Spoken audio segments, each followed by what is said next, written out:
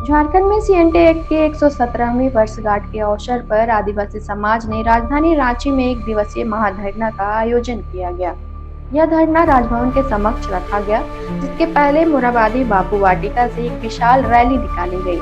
Rally में बड़ी संख्या में आदिवासी समाज के लोग शामिल हुए। धरने में वक्ताओं ने कहा कि सीएनटी एक्ट और पेशा कानून आदिवासियों की पहचान और जमीन की सुरक्षा के लिए बने हुए हैं, लेकिन इसके बावजूद भी झारखंड में जमीन की अवैध खरीद बिक्री जारी है और गैर आदिवासी लगातार भूमि को हथिया रहे हैं। आदिवासी समाज ने सरकार से पेशा कानून को पूरी तरह से लागू करने की और भूमि संरक्षण कानूनों को सख्ती से पालन कराने की मांग की है।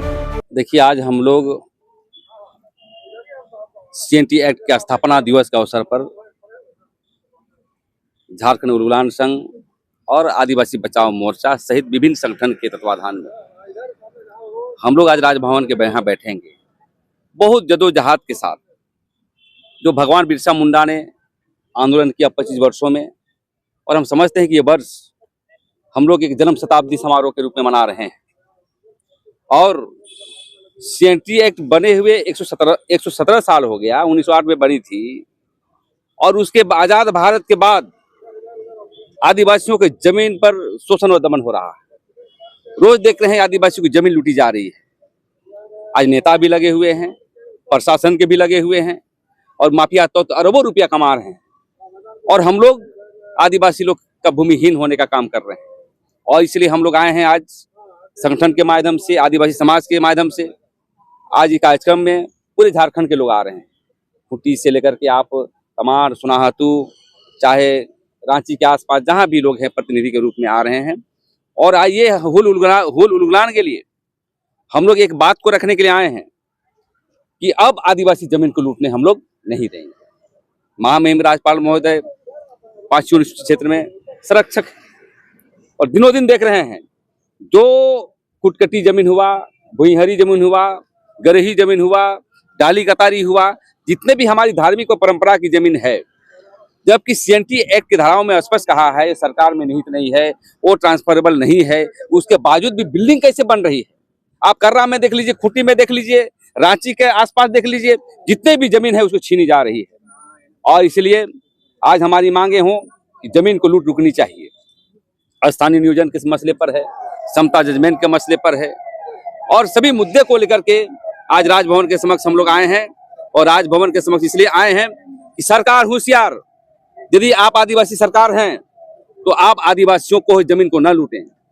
मैं बार बार देखा हूं, जितने भी राजनीतिक पार्टियां हैं, कोई भी किसी का भी एजेंडा नहीं रहता है कि आदिवासी की जमीन वापस हो, आदिवासी जमीन की लूट वापस हो। सिर्फ जो है तमाशा करते हैं, आदिवासियों के जो वोट पर जीत करके हमारे लिए नीतिगत फैसले नहीं करते हैं। तो ये सभी मुद्दे को लेकर के आज राजभवन में हम लोग जा रहे हैं, और राजभवन में ही हम लोग, हमारा जो है वहाँ आंदोलन होगा, भाषण होगा।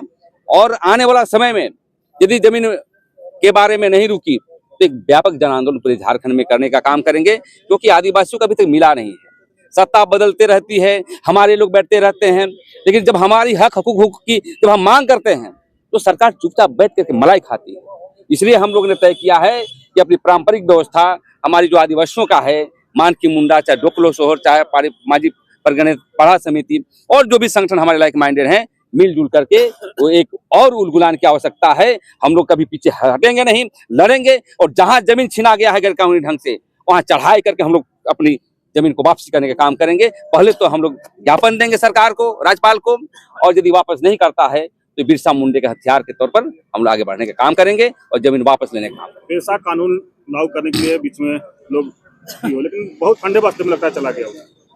बिल्कुल जाएगा ठंडे बस्ते में। आंदोलन हम करते रहते हैं, लेकिन अबुआ सरकार है, अबुआ सरकार इस बात को मानती नहीं है, हमेशा बोलती है। हाईकोर्ट के निर्देश के बावजूद भी अभी तक जो है पेशा कानून नियमावली बनाने की तो बात अभी तक जो है, इसको क्या करेंगे क्या नहीं करेंगे, अपना अबुआ सरकार इसके बावजूद भी नहीं कर रही है। पेशा कानून लागू हो जाएगा तो आधा आदिवासी की समस्या का समाधान हो जाएगा। लेकिन जानबूझ करके कहीं ना कहीं हमारे दल के नेता, जो हमारे अबुआ नेता जिसको कहते हैं, कि यहाँ के हेमंत सोरेन और सभी दोषी हैं, हेमंत सोरेन, बाबूलाल मरांडी, जो भी आदिवासी समाज के लोग बने हैं, सबसे पहले पेशा कानून को नियमावली बना करके लागू करना चाहिए। और लागू करने से 23 अधिकार लागू होंगे, बालू घाट की नीलामी में आदिवासियों को मिलेगा, हमें पारंपरिक व्यवस्था मिलेगा, और जो सिस्टम में जो काम करने की प्रवृत्ति है वो लागू होगा। लेकिन जानबूझ करके जो है हमें नहीं लगता है, और हमें लगता है कि ये आंदोलन की शुरुआत है, और पेशा कानून और CNT एक्ट जमीन की लूट हो सकता है कि हम लोग तय करके आने वाला समय में पूरे झारखंड में भी हम लोग बंद करने का काम करेंगे। आंदोलन रुकेगा नहीं, आंदोलन बढ़ेगा, और व्यापक आंदोलन के रूप में हम लोग बढ़ने का काम करेंगे। CNT आज ही लागू हुआ था, 271 धारा है, क्या ये कानून केवल किताबों में ही रह गया? बिल्कुल, आज के दिन में कहेंगे तो किताबों में ही है। CNT एक्ट लागू हो गया, लिमिटेशन एक्ट के मामले पर 30 वर्ष की काल अवधि को बहाना लगा करके हम देखते हैं कि आदिवासी जमीन को हड़पी जाती है। दूसरी बात देखते हैं, भूमिहरी जमीन की मैं बात कर रहा था, उसमें सरकार में निहित नहीं है, इसके बावजूद भी भूमिहरी जमीन पर कैसे बन रहा है, फुटकटी जमीन में कैसे बन रहा है। मतलब संविधान है कि नहीं, कानून है कि नहीं, ये बहुत बड़ा जो है चिंतन की बात है। और हम समझते हैं ये आंदोलन को व्यापक तौर पर करते हुए हम लोग आगे बढ़ेंगे। और अभी इस बार की जो लड़ाई आप देखेंगे, आर पार की लड़ाई होगी। कभी आदिवासी झुका है न झुकेगा। हमारे अधिकार जब बिरसा मुंडा की जब बात करेंगे तो जमीन तो यहाँ पर जंगल था, ये मैदान थोड़े था। हमारे पुरखा दर पुरखा इसको जोत कोड़ के जो है मैदान बनाया। आज तुम लोग वास कर रहे हो, हम लोग के अधिकार नहीं मिल रहा है। बार बार देख रहे हैं कि शासन प्रशासन से मिल करके आप मैं तो ये भी मांग करना चाहता हूँ कि जमीन घोटाले में जो CBI की जांच होती है तो हम दावे के साथ कह सकते हैं यहाँ के मुख्यमंत्री भी फंसेंगे, यहाँ के विधायक भी फंसेंगे, सब जो है छलाकों के पीछे जाएंगे। इसमें कहना चाहता हूँ कि अभी भी वक्त है कि हमारी जमीन को लूटी हुई वापस करिए और बिरसा मुंडा के सिद्धांतों को आगे बढ़ाइए, और हम भी उन्हीं के पथ पर चल करके हम एक नया उलगुलान की ओर हम लोग आगे बढ़ेंगे। हम लोग को जानना चाहिए कि ये 5th शेड्यूल एरिया है। 5th शेड्यूल एरिया में यहाँ के जनजातियों का गार्जियन, अभिभावक राज्यपाल होते हैं, और राज्यपाल के अधिकार के तहत ही अनुसूचित क्षेत्र का शासन प्रशासन चलता है। हम लोग देख रहे हैं झारखंड राज्य अलग होने के बाद से लेकर के अब तक कि अनुसूचित क्षेत्र का शासन प्रशासन में राज्यपाल की भूमिका एकदम गौण लग रही है, और राज्यपाल महोदय भी इसमें कोई पहल करने के पक्ष में नहीं दिखाई दे रहे हैं।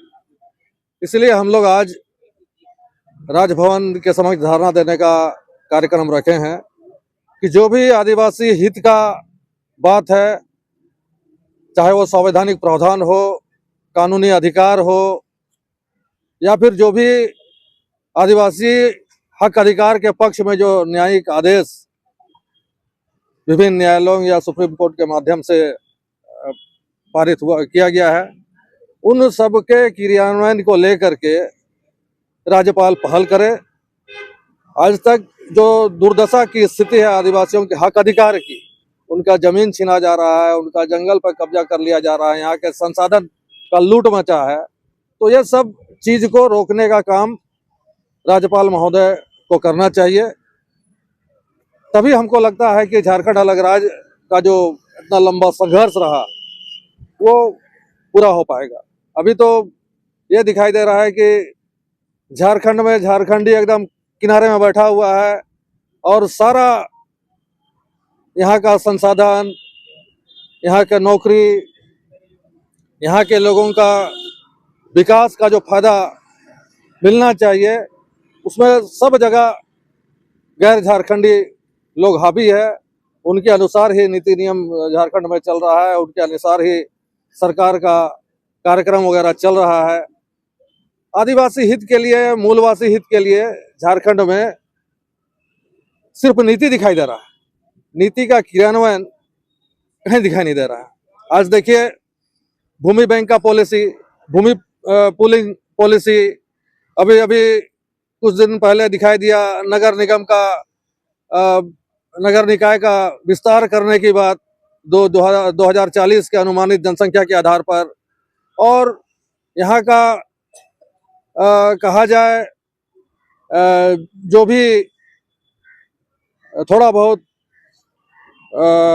जिला के स्तर पर, प्रखंड के स्तर पर नौकरी वगैरह अवसर की बात है, जहाँ तक उसमें भी यहाँ के झारखंडियों को उचित अवसर नहीं मिल पा रहा है। तो ये सब सारा चीज को हमको लगता है कि गंभीरता पूर्वक राज्यपाल महोदय को लेना चाहिए, तभी झारखंड का असली मकसद पूरा हो पाएगा। सीएनटी एक्ट का 117वां बरस आज है, लेकिन सीएनटी एक्ट कानून रहने के बावजूद भी देख रहे हैं कि जो आदिवासी का जमीन है बेतहाशाह लूटा जा रहा है। इस पर लोग क्या है?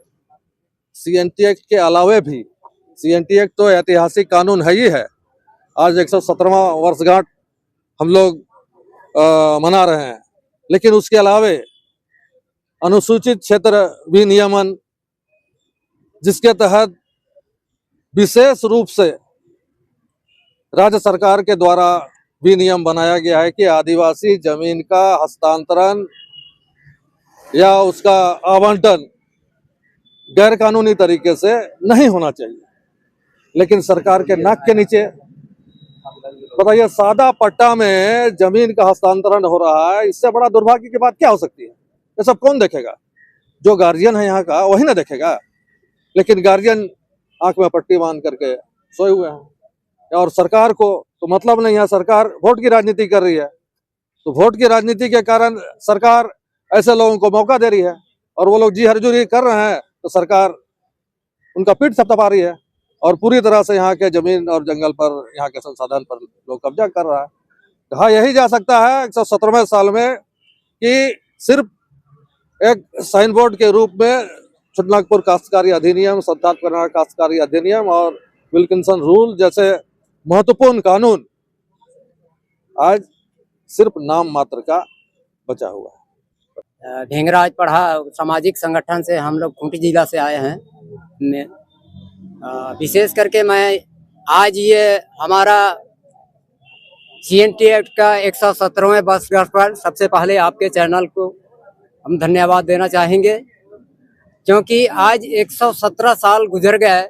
हमारा जो जल जंगल जमीन के सुरक्षा कवच हमारा सीएनटी एक्ट जो कानून बना, उसका आज तक संवैधानिक तरीके से हमारे जो अधिकारी चाहे कर्मचारी आज तक उसका अनुपालन नहीं करते हैं, जिससे हमारे अनुसूचित क्षेत्रों में विशेष करके जनजातियों की जो अभिभावक स्वरूप हमारे महामहिम राज्यपाल महोदय हैं, वो आज तक चुप्पी साधे हुए हैं, जिस वजह से आज तक हमारे इस क्षेत्र के लिए जिस तरह का नीति निर्धारण होना चाहिए उस आधार पर ना हो करके आज अन्य तरह से नीति बनाए जाते हैं, जिससे हमारे आदिवासियों के जल जंगल जमीन और उसके भूयारी खुटकटी जमीनों का धड़ल्ले से षड्यंत्र के तहत में दिनों दिन लूटते जा रहा है, जिससे आदिवासी बिल्कुल नाराज हो गए। खूंटी भगवान बिरसा मुंडा का धरती रहा है, खूंटी आंदोलनकारी का धरती रहा है। वहाँ पर क्या कुछ स्थिति है आदिवासियों के जमीन का स्थिति? पावन पुत्र भगवान बिरसा मुंडा खूंटी क्षेत्र के हमारे युग पुरुष सहायक, हमारे अपना शहादत दिए, जल जंगल जमीन के लिए अपना जान कुर्बानी कर दिए। अभी खूंटी जिला का स्थिति तो क्या कहें, उनका अपना जहां पर उनका धर्म स्थली गांव है उलियातू, वहां का अभी देखा जाए तो वहां का स्थिति अभी भी काफी दयनीय है। वहां के लोगों को कम से कम वहां के उनके वंशजों को कुछ भी तो वहां पर राहत दिलाने का सरकार को दायित्व बनता है, लेकिन आज तक उलियातू का ही सबसे पहले मैं कहना चाहूँगा, वहाँ की स्थिति बहुत ही दयनीय स्थिति में है। उनके परिवार, उनके वंश के लोग अभी भी दर दर की जीवन जीने को मजबूर हो गए हैं। आज ये एक देखा जाए तो झारखंड एक आदिवासियों का राज्य है, और झारखंड बने आज कई वर्ष हो चुके हैं, लेकिन आज भी आदिवासी अपने हक अधिकार से वंचित हैं। और देखा जाए तो जितने भी आज सरकार आदिवासियों को काम दे रही है, कहने का मतलब आदिवासियों को उत्थान करने के लिए जो भी योजनाएं आ रही है, आज उसका सही लाभ नहीं ले पा रहे हैं। और सरकार जिस हिसाब से आज आदिवासियों का अस्तित्व, पहचान, जल जंगल जमीन को उजाड़ने का काम कर रही है, इससे बिल्कुल आज आदिवासी खत्म होते जा रही है। अपने अस्तित्व को बचाने के लिए आज हम लोग इस जगह पे आए हुए हैं, राजभवन पर धरना देने के लिए। आज हम लोग मांग करते हैं कि जितने भी आदिवासियों के परिप्रेक्ष्य में जो कानून बना है, चाहे वो सीएनटी एक्ट की बात करे, चाहे वो पेशा कानून की बात करे, या फिर काश्तकारी अधिनियम जो बना 1908 में जो सीएनटी एक्ट, ये सारे कानून जो आज धरातल में सही रूप से लागू नहीं है। पेशा कानून का नियमावली आज तक सरकार बना ही रही है, जो कि आज आदिवासी उस वजह से बहुत सारी चीजों से वंचित है, जिसको आज सरकार धरातल में लागू नहीं कर पा रही है। इस वजह से आज आदिवासी किसी भी क्षेत्र पे आगे नहीं बढ़ पा रहे हैं। अबुआ सरकार से आप लोग कितना खुश हैं इनके कामों से? अबुआ सरकार से आज हम लोग जिस हिसाब से उम्मीद किए थे, वो उम्मीद आज हमें भरपूर नहीं मिल रहा है। जो हमें अबुआ सरकार से जो खुशी मिलना चाहिए, तो आज 100% आदिवासी खुश नहीं है, क्योंकि आदिवासी सरकार में जल जंगल जमीन सारा चीज आज लूटते जा रहे हैं। लेकिन अबुआ सरकार तो बोल रहे हैं कि हम लोग आदिवासियों के काम करते हैं, आदिवासियों की सरकार है। ये सिर्फ छलावा है। आज सिर्फ वो अपने मुंह से बोलते हैं। आदिवासियों को आज षड्यंत्र के तहत बहुत सारे बाहरी तंत्र असामाजिक तत्वों के प्रयास से आदिवासियों को छला जा रहा है, ठगा जा रहा है। सिर्फ नाम के लिए आदिवासी है। मेरा नाम वीरेंद्र धान और मैं खूंटी जिला ढेंगराज पढ़ा समाज का कार्यकर्ता।